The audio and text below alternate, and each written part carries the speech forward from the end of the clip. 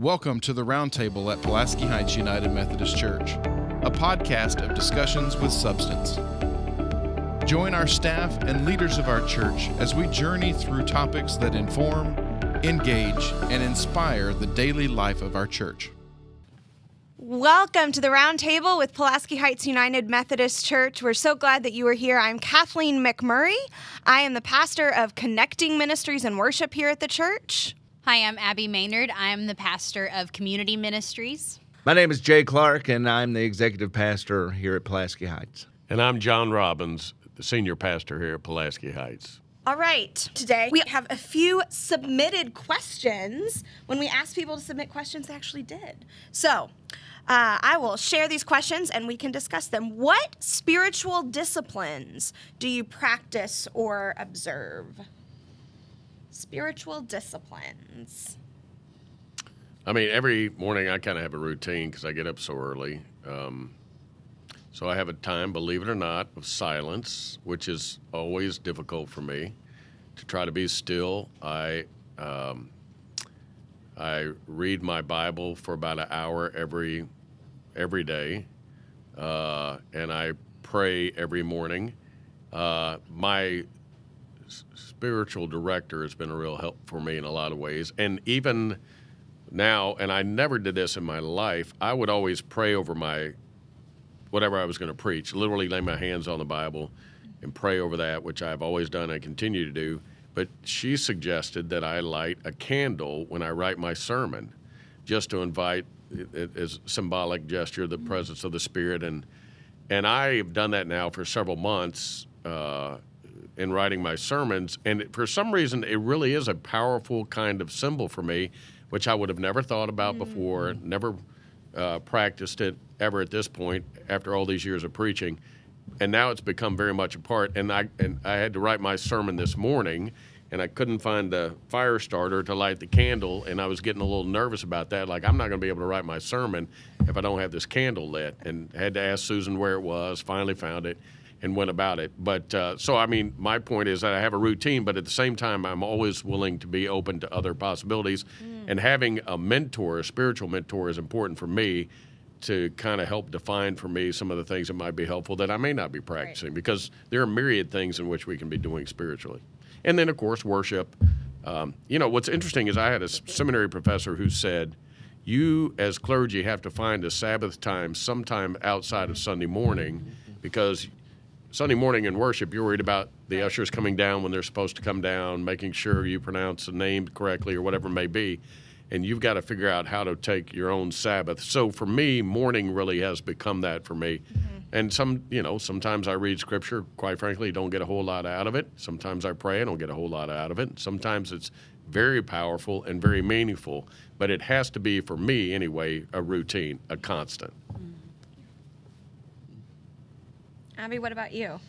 I really like prayer journaling. I have one specifically that I like to write my prayers in. And I find that really helpful for me, both because it helps me, I kind of can get scattered sometimes and get distracted, and so that helps me to stay focused on what I want to pray on. And it's become helpful for me because I like to look back on my prayers. And it's helped me be more reflective, both in recognizing things that God has helped me overcome and the prayers that God has answered, and times where I prayed about something or gave thanks for something, and, I need to be reminded that, those awesome things were there too, and the times when God has showed up. And sometimes I look back and get to see that there were things that I prayed about that seemed really big at the time and then weren't in the end. And so that's been helpful for me, helping to see how God has worked in my life, is having that way of praying, both to be in the moment and to look back on that life, which has been helpful. Yeah, I have a prayer journal as well, and that's a help for me to focus in on. And then every morning, I also just kind of the first thing, whenever my alarm goes off, and I reluctantly press that off button rather than the snooze button. I always try to get out of bed and center myself and say, deep breath, God, use me today, whatever that might be, and then pray for strength if that's something that I'm needing, or energy if I'm feeling a little depleted, patience if I know that it's going to be some difficult things, and whatever the case might be. But trying to start off the day with that mindset that God's going to be in this day, and then close it with the journaling. Yeah, and I've tried journaling. I can't get into it. Yeah. I mean, I think that's one of the great blessings about spiritual disciplines. There are so many different ones. Right. And I've tried journaling numerous times, and for whatever reason, it just never has been the kind of thing that's beneficial for me, and I quickly tire of it. So I do know that, at least at this point in life, that's not the most spiritually edifying thing Right. for me to do. And I think that's the point, is that we have to find those things that are beneficial for us. Absolutely. What about you, Jay? I would say prayer, and I never really thought that until I got older. Pray without ceasing was something we always talked about. yeah. And what exactly does that mean? And that means that, you're very purposeful, and that that everything that you do, good, bad, ugly, is, like God's with you and listening. Yeah.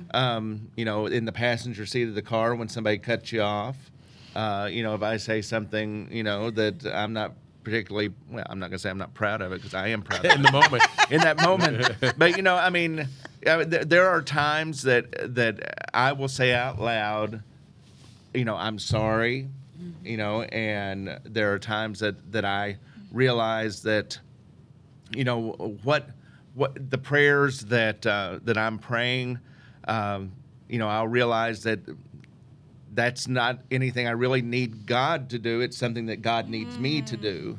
And, and then really lift up the prayers to God that I need something else other than what we can do as humans. And because there's a certain amount that God puts back on us and says, you have the power to do this, Well, So. I can't remember who said it, but once heard, and I believe this to be true too, that prayer changes us. That when we are praying, that changes us to act or to move. It changes us to listen and to be in that. Well, John already answered this one, but do you have a spiritual director? Opinions on spiritual directors? Well, let me just say, I'm 58 years old. I've only had a spiritual director for a year. I never did that once in my life, and yet I've had, over the years, many, many people encourage me to do that, and I've known many people that have done it, and I just, for whatever reason, I wasn't resistant. I just didn't care enough to really want it for whatever reason, and I think there are times in life when, quite frankly, it wouldn't have been beneficial for me. I wasn't at a place spiritually or even maybe emotionally where that would have been of benefit to me. And I, like Jay said, all kidding aside, the older you get, the more you start to reflect on your years of life and what are some things that are necessary and important. And I really kind of reached out to somebody, not knowing her, and yet just feeling this desire, this compulsion to want to try to do something, not even knowing exactly what that looked like. And for me, it's turned out to be a great blessing. And I think it's one of those things where it has to be the right time for the right person. And there are some people that may never need that or ever want it, and that's okay as well.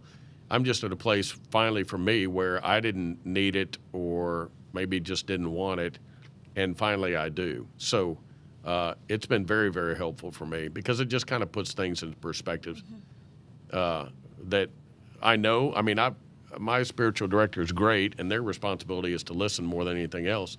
But then she just kind of puts it all in perspective at the end, and it's nothing that I haven't heard before or even thought about. But for some reason, the way she says it and when she says it, it's the right time and the right place for me, and it just makes a profound difference. So.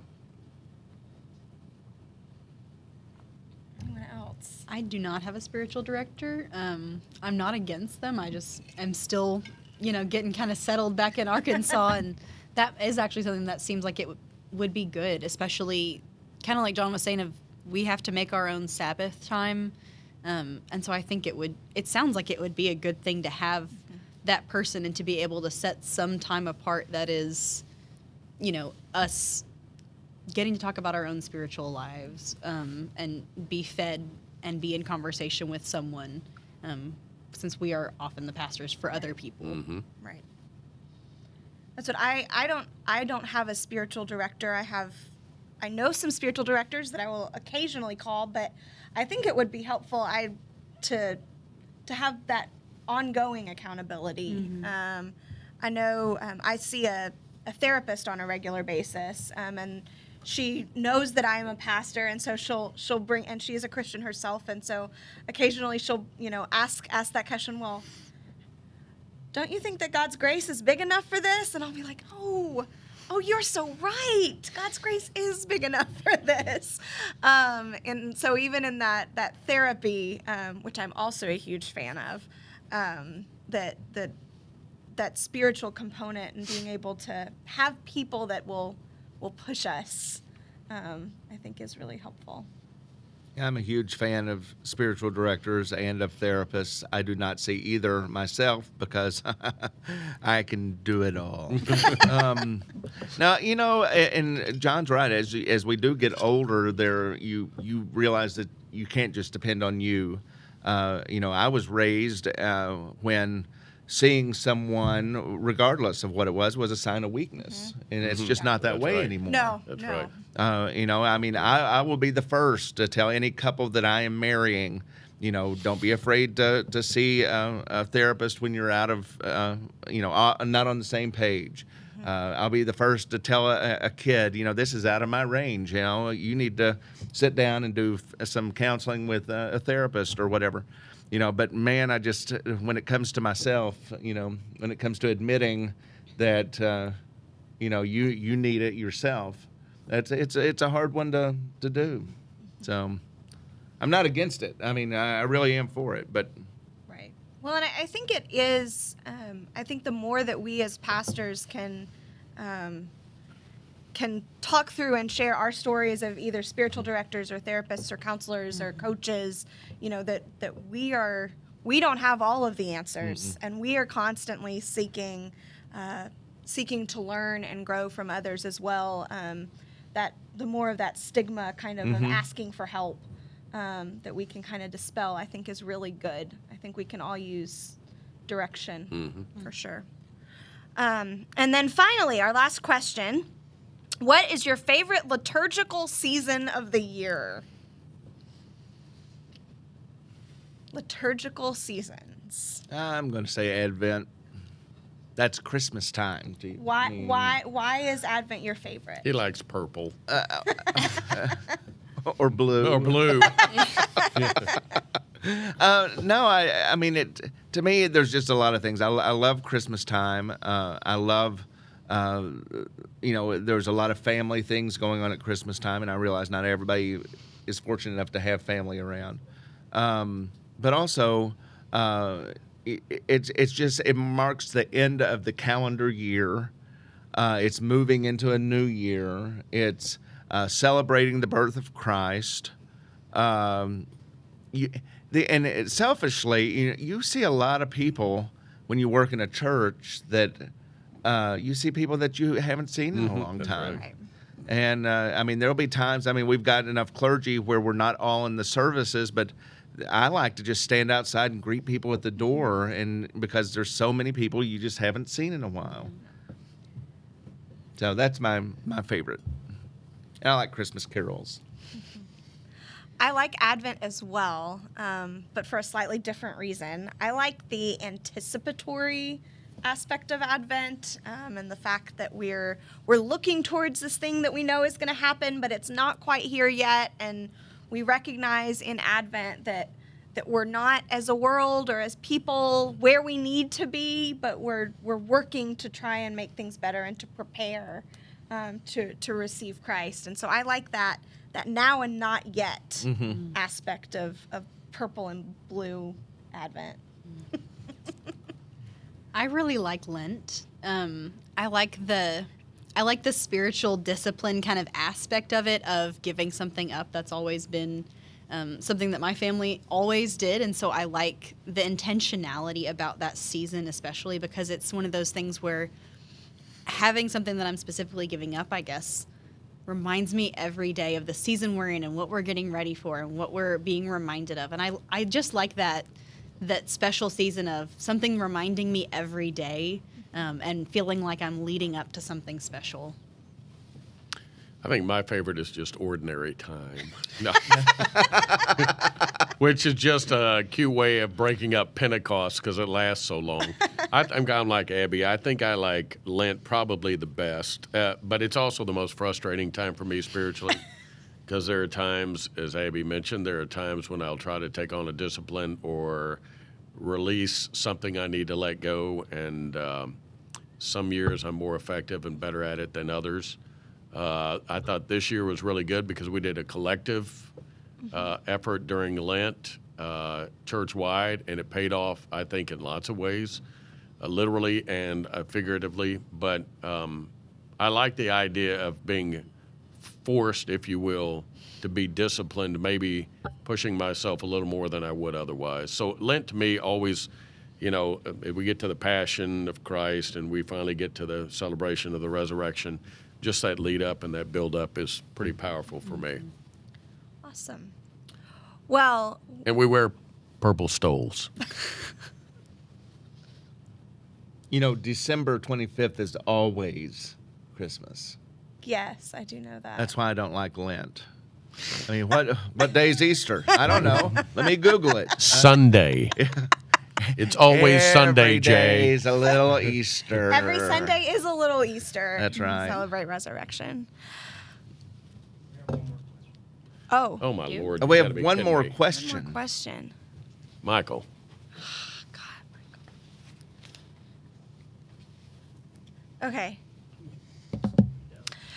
We have one more question that has come in. Breaking news. Breaking news. In the current climate of our world, how do you use your faith to guide you through the good time, but especially through the tough times?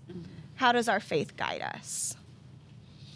I think it's just a matter of finding some sense of hope and purpose in life when it might not otherwise find it. I mean, just having hope that somehow, ultimately, as messed up as we can make the world, we believe in a God of grace and mercy and forgiveness and love, who finally is the one who's in control.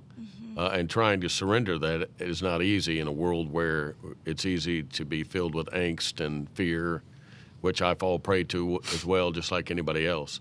But I would imagine, and can only imagine, that if I lived life without any kind of sense of faith, how empty and fearful that would be for me anyway. Yeah.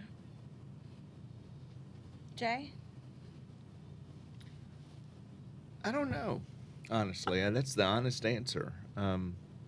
Sometimes I can get caught up in what's going on where my emotions can take over and I forget to release those to my faith, to God. I think we all do that. Yeah, And, so usually, in the moment, I can run hot and be angry or sad or whatever, and it's not until I get to a point where maybe it's right before I go to bed at night, where I can just reflect. And, you all may do this in your journaling, but for me, it's just thinking about, where is my faith in this? And, what can I do better? And what can I do to help this situation? So, Abby?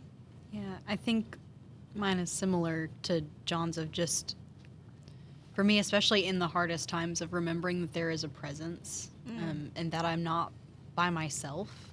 Our faith reminds us that God is always with us in everything that we are dealing with. And that faith has led to a faith community of people that, when I'm struggling and when things are terrible and when the world seems terrible, that not only do I have a God to say, where is the hope in this? Where are you in this? Remind me that I'm not alone. But also then to have a community where we can, grieve together or encourage each other. And that really gets me through the worst and the most difficult times when the world seems challenging in the worst ways, that there are other people to go through that with. Right. I think community is huge. I think that this idea that the whatever times we are going through, that there is always something on the other side. That resurrection, because we believe in resurrection, we believe that no tough time, not even death, has the final word. And to me, I get caught up in a lot of really difficult stuff in the world, but I try and look at this big picture. I'm like Jay, I get angry and all of this, and then I say, and in the big picture of it, I believe that God controls the moral arc of the universe, and that resurrection is where we hang our hats. Yeah. Well, on that note, hopefully a note of hope, we will close today. Thank you so much for joining us with our Pulaski Heights Roundtable. We are thankful for your presence, and we hope that you will join us again. So have a great week, and tell someone about Pulaski Heights United Methodist Church.